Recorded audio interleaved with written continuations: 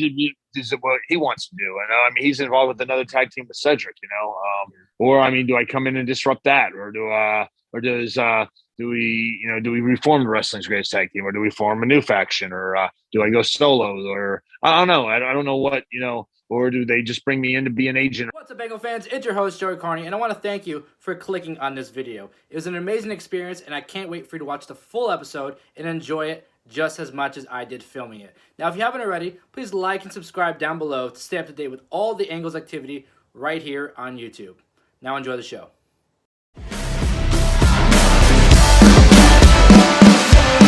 I don't break down, you can never break me. I won't stay down, pushing till I'm daisies. I'm on top now, I'll be kissing babies. Call me out, president, boss tool, hate me. I'ma trust my gut, you don't faze me. I'ma give my blood, don't save me.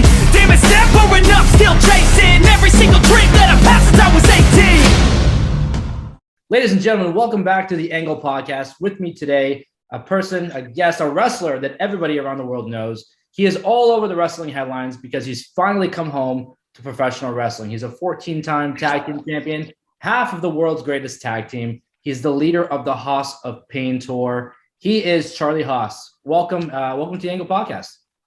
All right, thank you very much, man. I appreciate this, man. I'm looking forward to it. Thanks for having me on. And man, yeah, I always see your podcast. It's always either on Twitter or Instagram. It's always jumping up there somewhere. So I'm glad to be part of it, man. So I'm looking forward to this.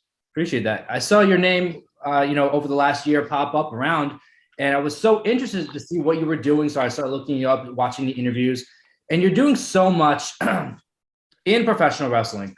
You have your own podcast. If you can briefly talk about that, the Haas Pod.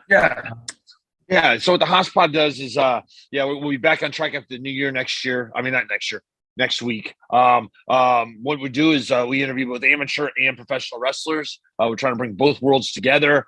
With my connections in amateur wrestling, I have two sons that are wrestling. It was part of it was a really important part of my life. It really helped me out to be a successful professional wrestler. But it also helped me get into professional wrestling because of because of our amateur background and the gimmick they gave us. So I'm just very, very excited for this part of my, I guess what you call this journey, my career to go down this path with my career. And it's a different journey, of course, but it's still in the realm of it's a different path, of course, but still in the realm of professional wrestling. But it's also in the realm of amateur wrestling too.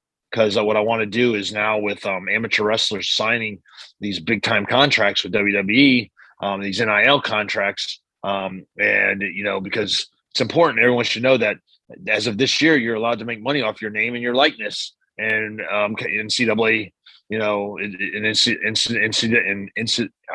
NCAA sports now. Yeah. Well, no matter what sport it is, you can make money off your name and your likeness. Professional wrestling. Vince McMahon has a smart business plan. He's signing all these athletes that are whether it's basketball, football, wrestling, baseball, but he's signing them to these NIL contracts to where he can mass produce all their merchandise and flood the markets in the NCAA. And he can do that and make a lot, and they can make money, and he can do whatever the split is between them. They negotiate. They may never see the inside of a ring by the time they graduate, but they can make money off their merch. It's something different where the NFL, NHL, NBA, they can't do that. And the reason why they can't is because, then you'd be considered a pro. And plus they haven't had the draft and they have to meet the criteria before they come pro. They got to do so many years in college, where pro wrestling, we are considered sports entertainment. We're really not a professional league, as it's the way WWE has it structured. So that's why it's becoming this. So it's a great opportunity to be an amateur wrestler. It's a way for them to get paid. So if I can bring these two worlds together, for so long there was a discord between the two, but now it's another way for them to make money instead of going in a fight in the UFC. Or you can still fight in MMA, UFC, and then go in. A lot of them do that, and then go into pro wrestling. So so it's that's what my podcast is all about. So it's bringing both worlds together, baby. Not two worlds collide, but two worlds make peace. So go ahead.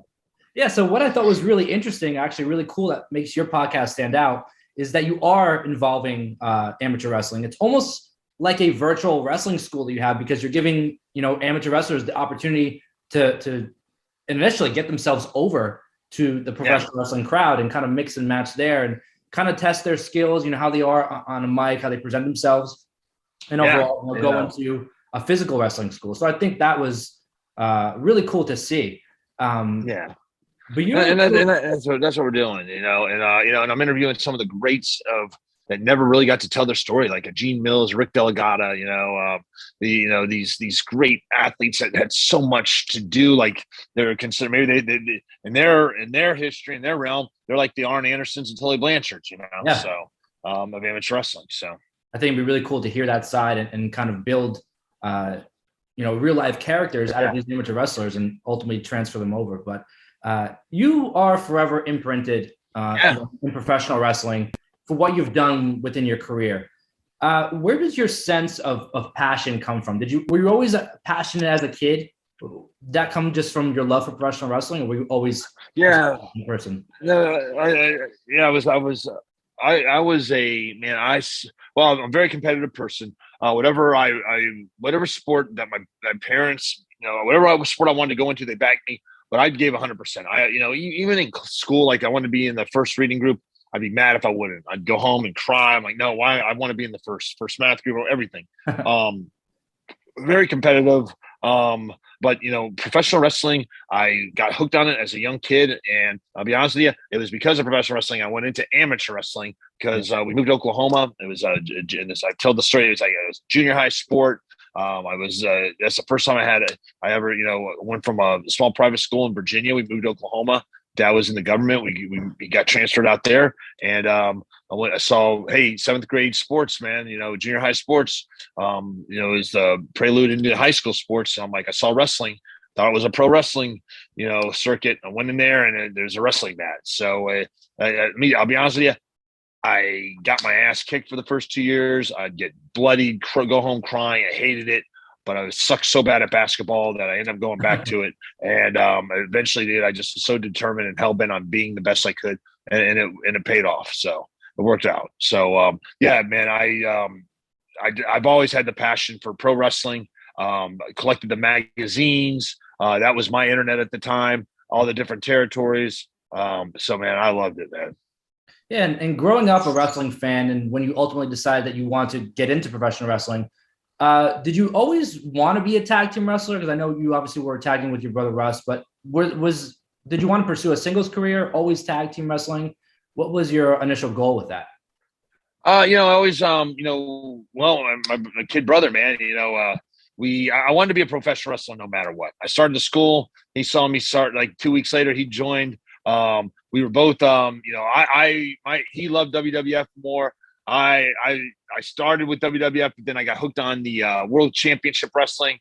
Man, I am just so, I talk about just the right place, the right time as a fan, because here you had you had the different territories, and cable just took off, and I'm able to watch all these different territories, and I'm reading along in the magazines, and I'm following the territories, and I'm like, in some of the territories we didn't get. So Florida Championship Wrestling, I'd be able to follow them in the magazines, or, Puerto Rico World Wrestling Council, or, Portland Championship Wrestling. But man, I was able to read these magazines and then all of a sudden see them come to life on TV. And I'm like, and I was hooked, man. I was hooked. Like every month I had to collect every magazine. There was Wrestling Observer, PWI, right. You name it, whatever it was, I had to have it, And, it was just, it was just a great time to be a kid, a wrestling fan. And then, the passion I had to learn all that, to see the different territories, and then to see them all combine,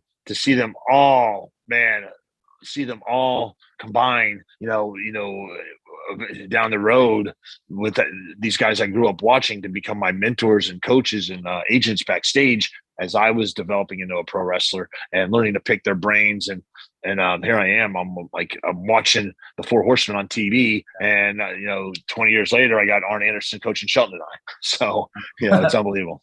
Yeah, and a lot of fans don't realize that you've been around. Your career is about 26 years old now, and 26 years. yeah, and you were on the indie scene before tagging with your brother before you were even signed to WWE.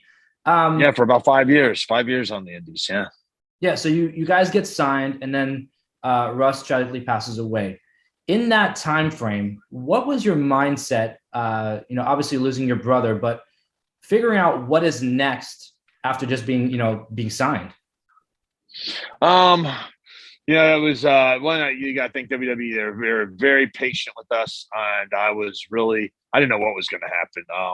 Then not only that, I also blew my knee out, my ACL, right after that. So thank God that they had the patience. They shut HWA down right when I came back, and they sent me. And I thought it was over. They sent me Cornette. Cornette, man, thank God for Cornette, man. He pitched. He said, "I want he fought for me. He wanted me down there. He said he could work with me."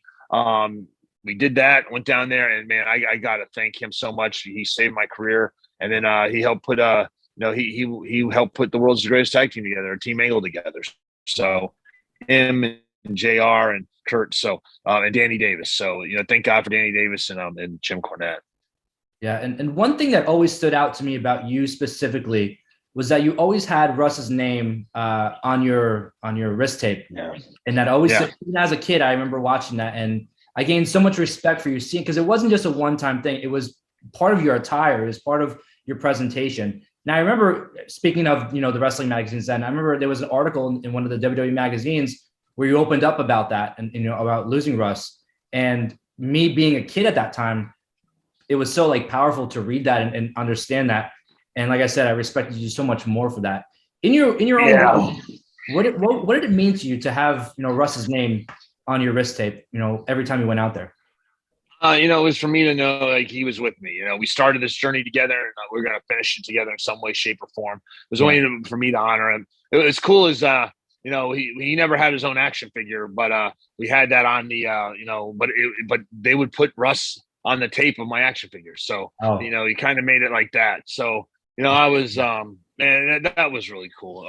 The WWF did a great article. I think they pictures when we were kids, and even a picture of us carving a pumpkin, together as kids. I mean, it was. I remember that article very well. Yeah, like I said, we grew up. I don't know how many bed frames we broke on our parents' bed, how many holes we put in the wall doing pro wrestling. But God bless, man. It was something that we couldn't finish, but he was there still in spirit. So, and I got to thank Shelton for being there and putting as much time and effort into it as I did. So, yeah. And through all that, you were brought up eventually to SmackDown, like you said, with Shelton as Team Angle.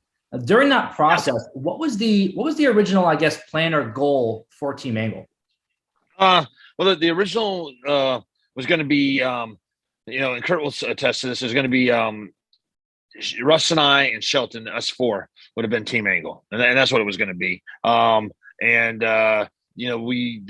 came down. We did a 6-man, it was Benoit, Joey Matthews, and Christian York, and right there, Kurt raised our hands in the ring, and that was they're going to be the new Team Angle, and then Shelton was going to be added to it.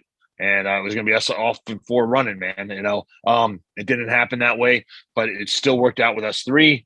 We were looking for a fourth member at the time, but we just decided not to do it. So, man, we were good where we were at. So, yeah, was there a learning curve for you now going, from teaming with your brother all your career, now teaming with Shelton, kind of relearning that tag team dynamic? You know what?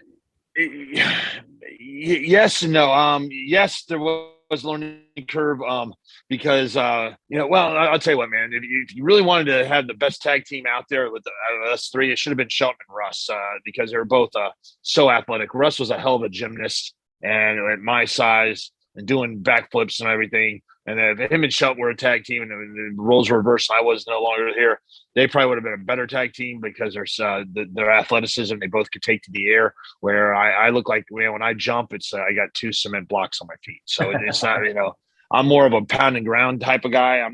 We'd always tell people I'm the Army, Marine, Shelton was the Air Force. But Shelton and I had the same work ethic. And Russ and I had a whole different set of moves, and everything that we did was totally different than what Shelton and I did. And Shelton and I, we had a good year, 8-9 months here with Arn Anderson, just working, with us getting there. Arn pulled us aside, said, "If you work with me and you listen to me," he goes, I'm going to make you guys the best damn tag team the world's ever seen. You guys, can you do that for me? I'm like, hell yeah.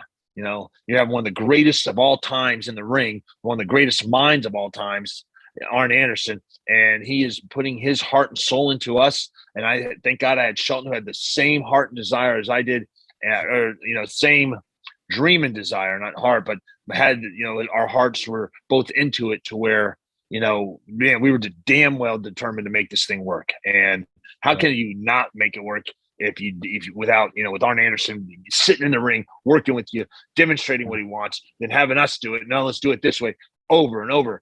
And, we were able to take our amateur style and our takedowns and what made us special and work those different body parts. And I tell you what, man, I have never in my life, it was surreal, because here I am watching Arn Anderson, one of the greatest, with Tully Blanchard or Ole Anderson. And now he's putting, his stamp of approval on Shelton and I. Yep.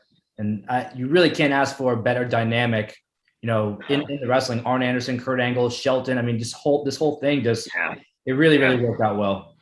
Arn was so good because he taught us how to bridge between gears. In wrestling, you'll hear people, you got to have a fifth gear, third gear, fourth gear. You got to have different gears. You got to be able to tell a story, especially as a heel. And that's what Arn was really good at. Brock Lesnar will talk about this a lot too. But, he taught us how to bridge those gears and when to turn the gear on, when to have it, when to do this, when to do that. So, dude, he was the man. So, and being aligned with Kurt Angle, he's one of the greatest of all time, no doubt. What was your biggest takeaway from being aligned with him? What did you learn? That one thing that you could say that I learned from Kurt Angle. When to with Kurt, man, it was when to slow down, when to when to turn it up. Really helped to change gears of that amateur style. To go. Really the timing with TV, watching the timing. Being able to deliver, at that level, in the storylines that we were put in. So, I mean, there was a lot of different, benefits that Kurt offered us, and we learned at our own pace, but it was, we were very thankful for him because, I mean, he's working with the best right then and there. He's thrown it at the top and he succeeded and he expected us to. So thank God for, Kurt and for his teaching and all that. Yeah. And Team Angle became one of the best tag teams in the world, no pun intended there. And, you and Shelton really created some of the best matches in tag team wrestling history. One feud in particular for me that really stands out is the one with Los Guerreros, Eddie Guerrero and Chavo, and then eventually adding in Tajiri into that mix when Chavo was injured. But do you have any? Chavo tore his tricep, yep. and they brought Tajiri in, and I tell you what, man, it was good because it was unfortunate. We had a really good storyline going with Chavo and Eddie. We're like, oh shit, man, now what do we do? Tajiri got thrown in, different type of style. We had to learn different type of timing with him, but because of Chavo and Eddie's patience with us and willing to work with us, that did not stop us. I mean, we were able to work with anybody's style. Got Tajiri, man, that Japanese buzzsaw, man, his kicks, everything, timing. It was just, it was really. I mean, we were grateful, man. It was really good. You had the Tajiri with the mist, the tarantula, his kicks, and then you had Eddie and lie cheat and still gimmick going on, and they mixed together. And Eddie was willing to work with Tajiri, and Tajiri was willing to work with him, and then they were both willing to work with us. So we were, we had a great ladder match as well with them. So I always hear great learning stories about Eddie. Do you have any of your own, that anything you learned from Eddie, or a favorite story you have? It was just to call it in the ring, and and to make sure you have to feel it. If you didn't feel it, then the crowd wasn't going to feel it. So that was one of the big, we had some growing pains. Some growing pain. There was some growing pains on the way, but once we got our chemistry and we clicked, dude, it was rock and roll, baby. It was Shakespeare. Yeah. And one of my favorite matches from that feud, obviously, was when they brought in Tajiri, Judgment Day 2003, the ladder match for the tag titles. For me, it was one of my favorite from that story or from that feud because it showed a different side to you and Shelton's amateur wrestling. Now you guys have to get violent and get with the ladders and hardcore style. Do you have any stories from that match or anything that match that stands out to you?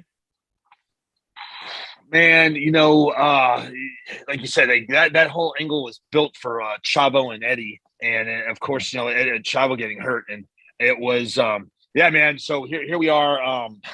Thank God, Jerry really didn't speak that well of English, and for some reason, every time we go to, and this is just, I don't know why this happens a lot, but every time we're in Japan, or every time we wrestle somebody from Japan, we usually have to have a translator. But that translator is usually someone that speaks Spanish. Like Eddie spoke Spanish fluently. So Tajiri really didn't speak English, but he could speak Spanish. So you're going from Japanese to Spanish to English, and we're hoping. Let's hope nothing gets lost in between there.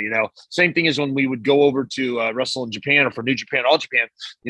Man, usually someone spoke Spanish and they would translate to the Japanese, and Japanese would translate it back to us, and you're just like, man, you're like, let's just hope this works, But yeah, it's usually, Rey Mysterio did a lot of translations for us, over time. But yeah, so that's where we were, man. That was right there.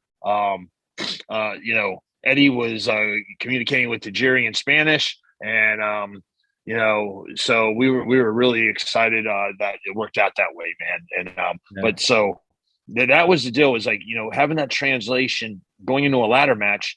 And it's not like, all right, if a tag match gets messed up, we can call it off the fly. We'll do something. But then you had to be on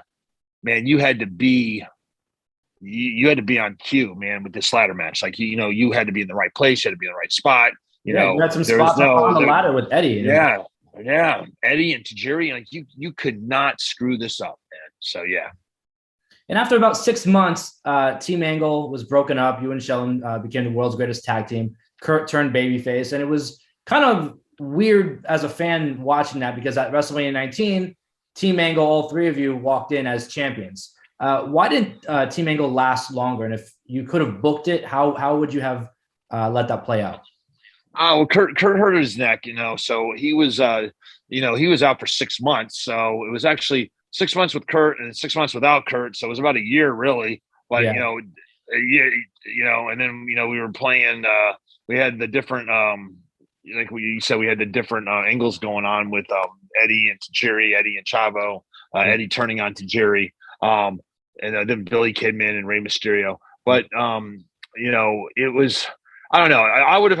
I wouldn't have turned Kurt heel. I mean, I turned him in face. He should have. I wish he would have fought harder for us. But he came back, and they're like, he came back from a neck injury. They had plans with him and Brock, and it worked out with us being the world's greatest tag team. I just wish that, I wish it would have lasted a little bit longer. I really do. And I think that was the disadvantage of having three people. We could have had a fourth person. Maybe we would have been like, no, we need, we're going to make this work. Because Evolution was they were kicking ass over there on Raw, and then we were kicking ass over there on SmackDown. And, I thought eventually that it would collide, where Evolution versus Team Angle. But, it's a shame, man. Damn shame. It didn't work out. But, that's sports entertainment, I guess. So. And eventually they ended up splitting you and Shelton up. Now that to me was huge. What was the reason for splitting you two up? I think they Shelton, we did the APA shot, and they saw we did a vignette where we did a vignette against where Shelton played Bradshaw and I played Farouk, and Shelton did his Slim Pickens from impersonation from what's it called, man? What was it?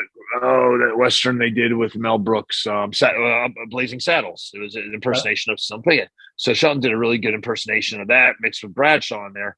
And I think they saw something in them, a charisma, and they were like, you know what? Maybe we need to, they were notorious for that. Split a really good tag team, push one guy. Shelton was the guy they're going to push, and they moved him over to Raw. He started off where they put him over on, Triple H put him over.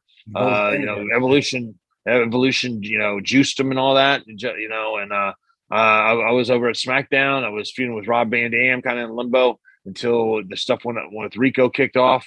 But it was I think they split it because they thought they saw they saw money in Shelton, and they saw him as going to be a better singles and tag guy. So that's the way it goes. That's the way the business is. You hate to see it, but the WWE was notorious for it. I compare it to like the days of Motown. You would have the Jacksons, then you had Michael Jackson, and then the Jackson Five, or you had the Commodores, and then you'd had Lionel Richie, or and you can go on and on and on, with what they did.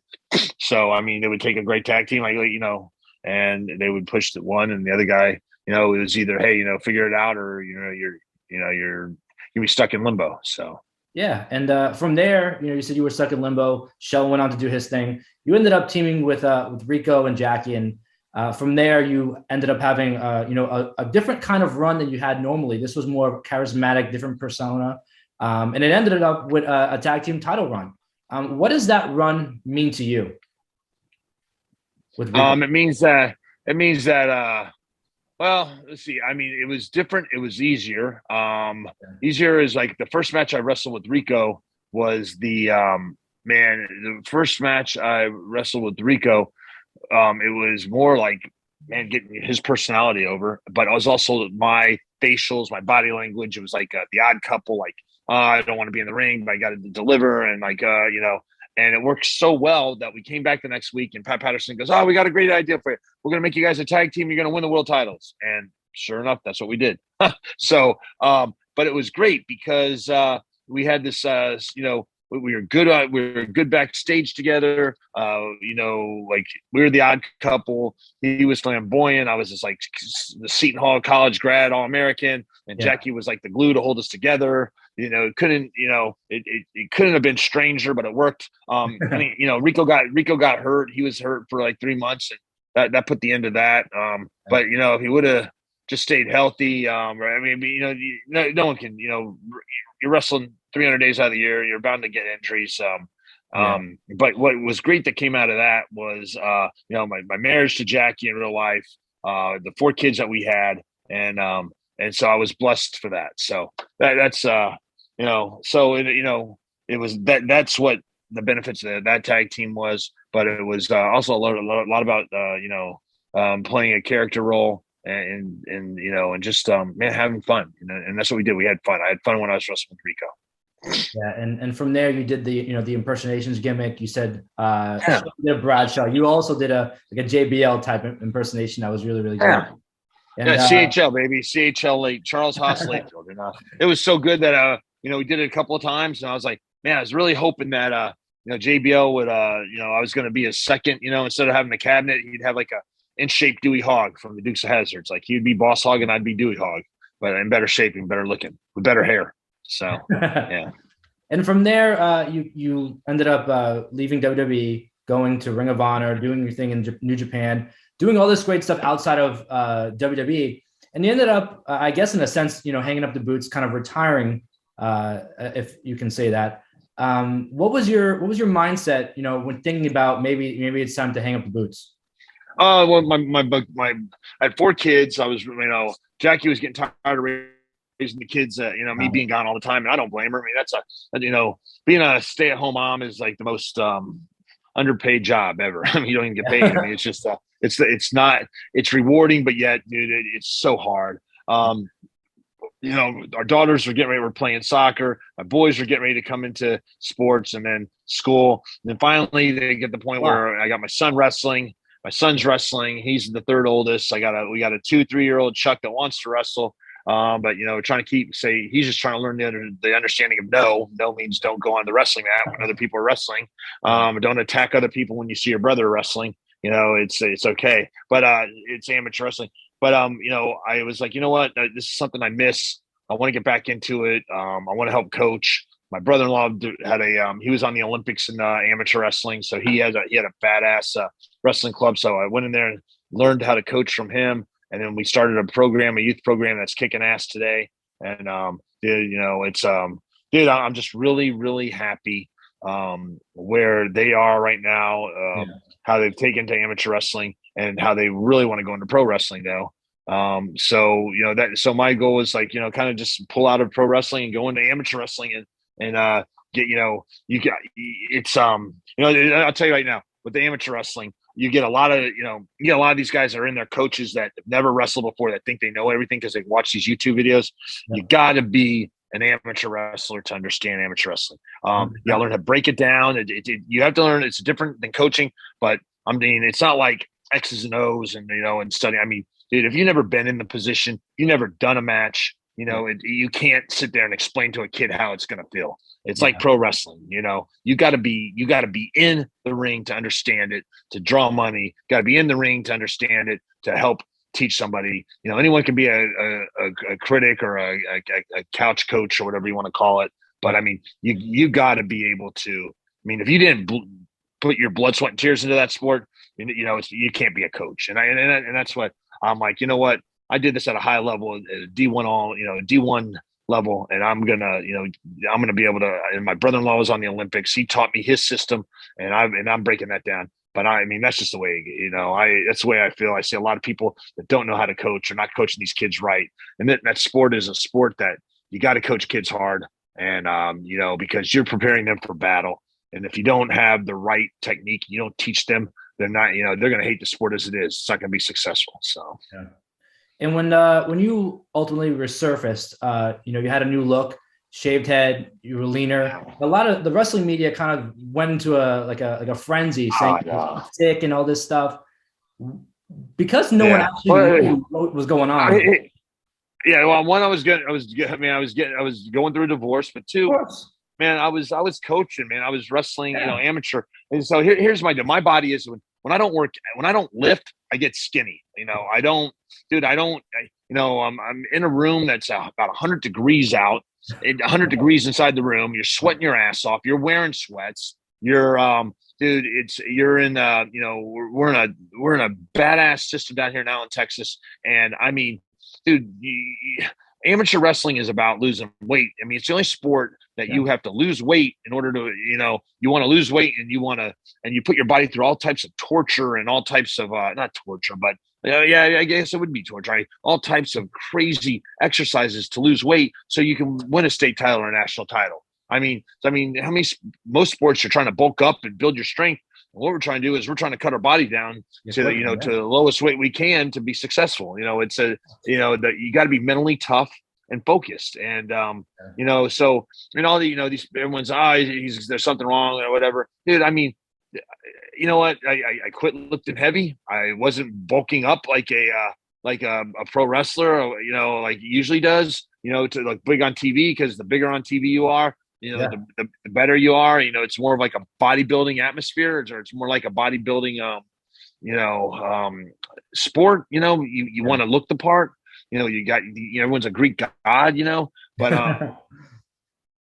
in amateur wrestling, it's totally different, man. You're working out 2-3 times a day. So I'm coaching, a high school, help coaching a high school, help youth program, then an amateur beginner program. You're in the room like 5 to 6 hours a day, and it's not just seasonal; it's all year round. You got folk style that's all through the winter. Then you got freestyle and Greco that go all the way to July. So you're working from September to July. You have 1 month off, and dude, your body's so worn down. So your exercises are different. I'm not in there lifting, getting big, man. I'm doing push-ups. I'm doing cardio. And so, I mean, when I was in college, I'd cut from 210 down to 177, to wrestle. So, so now I'm just trying to put my size back on. Thing is, like, the good thing is I didn't get like, I didn't become overweight, and then where I had to lose weight to try to bulk back up.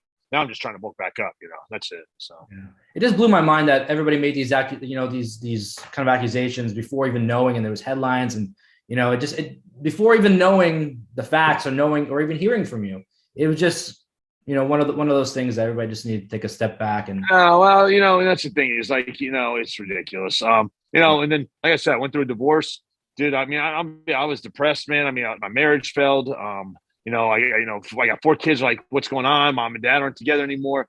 Yeah. Jackie, she met another guy. They had a baby. And you're sitting there trying to, be like, man, what's gonna happen?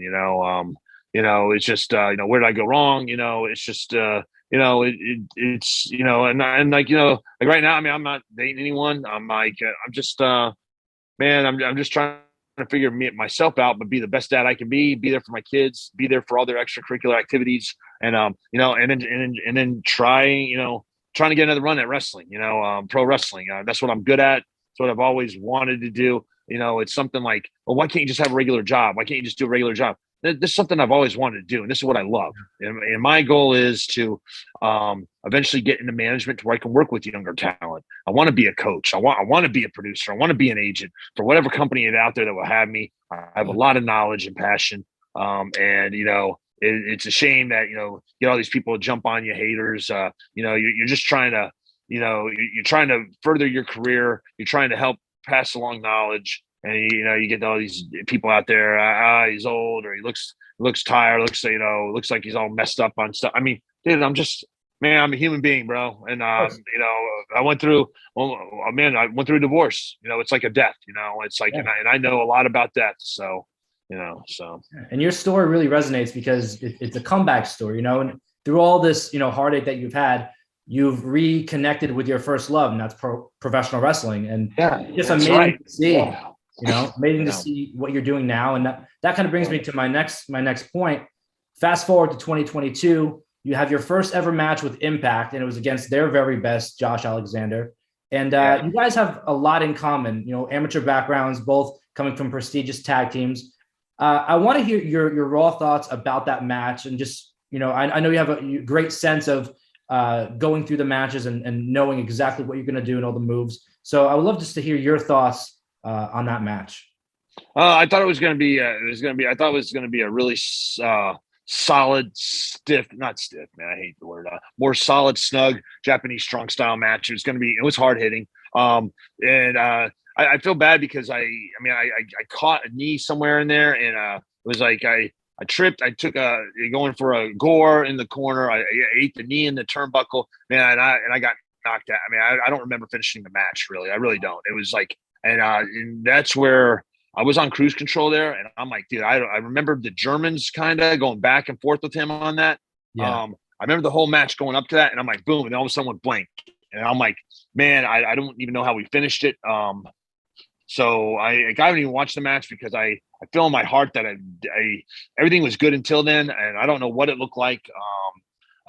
People are like, no, it wasn't really, they thought it was a solid performance. I don't know. I mean, I hate watching matches and I hate reading what people write because the ones that are that aren't very kind, you take it to heart, and I'm just trying to go out there and do my best performance. But I got to say this about Josh Alexander, Ultimate Pro. He is the pinnacle. He is I'd love to have one more rematch with him, one more match with him. It just I just wanted to see where I was. I mean, that's the first time I've been on TV, in a long time. And to go right from there, right into the fire, which I've been done that before. I hope it turned out good. Like I said, I'm my worst critic, so I don't even want to look at it. But eventually I'm going to have to. But I got to thank Impact, man, for the opportunity. I got to thank Scott D'Amore. I got to thank Tommy Dreamer, D'Lo Brown, Gail Kim, TNA management. Got to thank everyone being so kind and nice to me, meeting new people, starting new relationships. But if you're going to pass the torch to somebody, and not that I have a torch to pass, but I definitely have Josh Alexander. Definitely has my vote for being the future of the business. Yeah, and it was great to see you first off come back, but also for Josh to say that you're the obstacle, in between him and the world title. So that really putting you at that main event level, like, at the legend that you are, really. And, despite the injury, the match was great. And, it just gives you the opportunity to do it again, like you said. Yeah, so we'll see, man. I don't know what impacts what their plans are, man. But you know what? It gave me a chance to tell the world that I'm not dead. I think somebody reported that Charlie Haas died fatally in the ring, which was something like that. And I'm just like, I got an ex-wife that's calling up to find out what happened to me. I got kids thinking I died. I mean, I wish people would do their due diligence before they start saying that type of stuff. We had it retracted. I mean, yeah, we're making fun of. We have a T-shirt out, but I mean, it's just like people put out what they want to say, but they don't understand how it affects people at home and what their life does. That for them to say that, my mom's fucking crying. When they can't get a hold of me, I'm like, it's just it's I don't know, man. I guess it's the world we live in. So yeah. Uncalled for, so yeah. And so how did all the talks with Impact come about? Did you reach out to them? Did they reach out to you? I have to give Tommy Dreamer a lot of credit for that. He saw me at an independent show. He's like, man, you still got it. Your footwork, everything looks great. He goes, man, let me see what I can do. And then D'Lo Brown reached out to me and said, hey man, we're gonna be in town in Dallas. Are you available? I'm like, yeah, definitely. Can you come in and we want to do something with you? So I didn't know what was going to do. I didn't know what we were going to do. I had no idea I was going to wrestle Josh Alexander right off the bat. I didn't know that we were going to be cut a promo. I thought, it was going to be something to build or, to reintroduce me. But so I was like, whoa, man, it's going to be right in the fire. So, I hope something good comes out of it. Like I said, man, I want to work for another 2 or 3 years. And as long as my body will permit, but then I want to get into, man, I want to be a producer. I want to be, an agent or coach, or I want to work behind the scenes. I want to help. I worked with a lot of greats that I grew up watching, and and all this knowledge I got from them because they worked all the different territories. I want to be able to pass that along, and if people are willing to learn, then so be it. I still want to stay in this business because I love it, and I got 2 sons that want to do it, and so I don't know, man. I'm just hoping that someone out there will give me a chance as an agent. Or bring me in for to wrestle and agent. So yeah, and I think your time in WWE, you were in such a the ruthless aggression type era where so many big stars came out of. Also having that history, but being taught by Arn Anderson and all the greats that you were taught by, I think that you would be an excellent agent or producer, whatever the role is, just to pass on that knowledge to the next generation of wrestlers, especially today in a generation where, in some companies, tag team wrestling is not as, pushed. And prominent as it once was. Yeah, you're 100% right. I would love to come in and help revamp tag team wrestling. My goal is I want to build this wrestling school. I want to have a wrestling school where I concentrate on tag team wrestling. I want to make it prominent. I want to make it relevant. I wanted to. Let's go. The first WrestleMania match ever was a tag team match. The main event was a tag team match. First WrestleMania match was Playboy Buddy Rose under the mask, but the first main event was a tag team match. For WrestleMania. So tag team wrestling can be prominent, man. It can be relevant. And I want to be able to, I want to do something different. I want to start doing tag team seminars. I want to be brought in to help with the tag teams. I know what the problem with tag teams are. I know how to fix it. And I have that knowledge to help a company if they're willing to, concentrate on tag team wrestling. Yeah. And even looking at WWE today, they have so many former amateur wrestlers. They have, Chad Gable, Dolph Ziggler, Shelton is there, and even just signing, Gable Stevenson. There's just so and AJ Ferrari. He's a national champ from Oklahoma State University. Won as a true freshman. There's only like 5 of those that ever happened. He has a chance to be the first 5-time national champion because last year COVID wrestling didn't count last year. Everyone got an extra year of it. So he could be the first 5-time national champion. AJ Ferrari, the 197 pounder, Mr. Fast Twitch on Instagram, man. He's from Allen, Oklahoma. Allen, Texas, where I'm living right now. My brother-in-law had a lot to do in helping him, and I was able to, coach them in somewhat. I coach his nephews, not his nephews, I coach his cousins, Vinny and Gino Ferrari. So, man, it's and they're my boys' ages, Chuck and Russ's. And dude, I'm telling you right now that he's going to be something to reckon with. He's going to be, you got to look out for him. But you're right. A lot of amateur wrestlers are in pro wrestling. And, you got to thank the greats like the Briscoes and the Steiners and Bob Backlund, so. Yeah. And right now you obviously just did your thing with Impact. So that was just a one-off thing for the time being with Impact. That I know of. Yes. Hopefully it's something more. It's right now, we haven't talked any further. So man, I'm a free agent, so I'm able to go wherever I can. I'm willing to listen to whatever best is best for me and for my family. I have a good management system around me now. So we're looking, got a manager, Kurt Zamora, Aaron Presley, so we'll see how it works. So. Yeah. So has any other wrestling company reached out to you at all? I mean, like obviously we have WWE, AEW, but others like MLW. You know what? Yeah. So I'm working for SWE, World Class Revolution, World Class right now. We're working that down here. Working for Prestige. I just signed a six-date deal with them, match deal. I'm really looking forward to working with them. I'm doing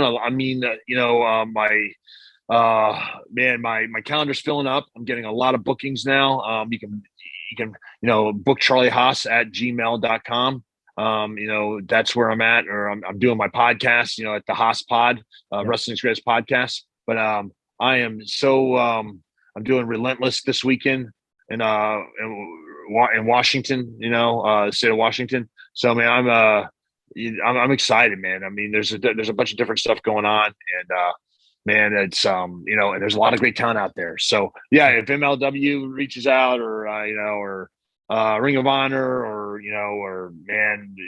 GCW, or PCW Ultra. I mean, there's so many great. I mean, you go to Pluto TV and type in Fight Network, Fight TV, and you got all these great promotions. It's like watching the old territory days.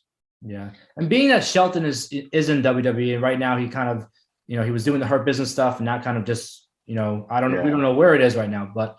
If you were to go back to WWE, would tagging with Shelton be like an option for you? Would that be something that you want? I would.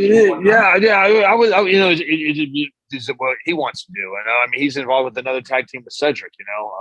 Or I mean, do I come in and disrupt that, or do we reform the Wrestling's Greatest Tag Team, or do we form a new faction, or do I go solo, or I don't know. I don't know what Or do they just bring me in to be an agent or a coach, to help the new amateur wrestlers coming around? Who better than Shelton and I teaching the amateur wrestlers how to cross over, So we'll see, man. I don't know if I don't know I don't even know what's going on with WWE, if they would even consider that that inevitable door or whatever. So you never know. We'll never know. But I don't know, man. If Arn Anderson and them are out there listening, man, I'd love to work with AEW as well. I would love to go in there. Cody Rhodes, Dusty, or the Young Bucks are there. I would love to work with them, or to be a coach for tag team wrestling as well. So yeah, well, Cody does do open challenges. He does those open challenges for that TNT title. So, and they hear a lot of the fans on social media. They want certain people. Eddie Kingston. The fans. I am so happy for Eddie Kingston, man. He, I've known him for a long time. He worked, on the Indies and broke in around the same time I did. Me and my brother, and good for him, man. I mean, someone that never gave up. He's fought through a lot of hardship, and I'm a big Eddie Kingston fan. And God bless, man. I'm happy to see him. Him finally get what he's due. So yeah. And if this is your last run, you said you have 2 or 3 years left that you want to wrestle. And I know that you, in your post about being booked, you said you'll wrestle anyone, but is there a match, some sort of dream match or dream opponent that you're looking to have in this run? I'd love to wrestle Jonah. I'd love to wrestle Malakai Black. I'd love to wrestle Josh Alexander again. I'd love to wrestle Davey Richards, Eddie Edwards, singles. I'd love to wrestle, man, oh God, Jon Moxley. Never wrestled him before. That'd be an honor to wrestle him. I'd like to wrestle Cody Rhodes. I'd like to wrestle I'd like to wrestle Arn Anderson's son, Brock. Yeah. I mean to be able to that'd probably a dream match, man. Arn had so much to do in my career, and for me maybe to wrestle and to be in the ring with his son, that'd be an honor, and then maybe in 10 years, Flip, he'd be in the ring with my kids. I don't know. But I really would like, I'd like for something like that to happen. That'd be great. Yeah. And right now in AEW, Brock Anderson is actually doing some tag team stuff. So it would work out perfectly, being tag team wrestling. I would love, that'd be great to bring in, maybe do a faction with Brock and his partner and Arn, and, be a mentor like he was like Arn was towards me and Sean. Yeah. Something like that. And I like to ask this question at the end or towards the end of my interviews. And Yeah. it's, at the end of your wrestling career, when you officially hang up your boots, what do you want to be remembered for? What do you want your legacy in professional wrestling to be? That, I never that my work was never see through. That it was that I was a hell of a technician, but that I was as I was like, as what comes up must come down. Coming down, I never had an attitude towards anybody or an ego. I know there was one altercation I had with Grizzly Adam or Grizzly Redwood or whatever out in Ring of Honor, and that's something I regret. But no, if I could do anything where people were like, he had no problem coming in doing the job, no problem, passing his knowledge on. I mean, and that's what it is. Someone that gave back to the sport, that gave so much to him. Yeah. And for all the fans listening and watching right now, where could they find more Charlie Haas? Where could they follow you? Where could they buy your t-shirts? Where could they see what's next? Pro Wrestling Tees, Near Fall Clothing. You'll have it there. Pro Wrestling Tees, the Charlie Haas is Not Dead shirt, the Welcome to the Haas of Pain. Near Fall Clothing has all my my ring attire, and then you have what do you call I'm at the Charlie Haas or Real Charlie Haas on Instagram, Real Charlie Haas Facebook fan page, and then I'm at Wrestling's Greatest Podcast Facebook fan page, at the Haas Pod on Twitter, at Charlie Haas on Twitter. And then of course you have CharlieHaas54321.com. I just need a hold of a page and tell everyone where I'm at. I'm on LinkedIn. I'm on Facebook as Charlie Haas. So yeah, man, I'm on. You name it, I'm there. But I don't do TikTok. So there. So. Got it, Charlie. I want to thank you for taking the time to do this. Your story. On YouTube TV. YouTube TV too. So the Wrestling's Greatest Podcast. So. So your story is really so inspiring, and despite all the trauma and the heartache that you've gone through, you came out the other side and you prevailed, and really that's something to celebrate. And I'm honored to have had this time with you, and really cannot wait to see what you do next. Thank you. I appreciate it, man. Thank you, Joe. Yeah, thanks, Joey. I appreciate your time and effort, man. And if it wasn't for guys like you, man, be able to get our story out there and let people know the real story, what's going on. Man, thank you so much, man, and thank you for not judging. I appreciate you. Of course, and thank you for everything you've done for professional wrestling. I mean, that's the biggest thing, and your legacy will live on, throughout everything else you do. So I'm excited to see what's next with Charlie Haas. Everyone listening, watching, go follow Charlie, and let's get him back in professional wrestling big time. Yes, sir. Thank you, man. Thanks, Joey. Have a great day, man. Thank you too. And before you go, please like, subscribe, and check out more wrestling content right here on the Angle Podcast.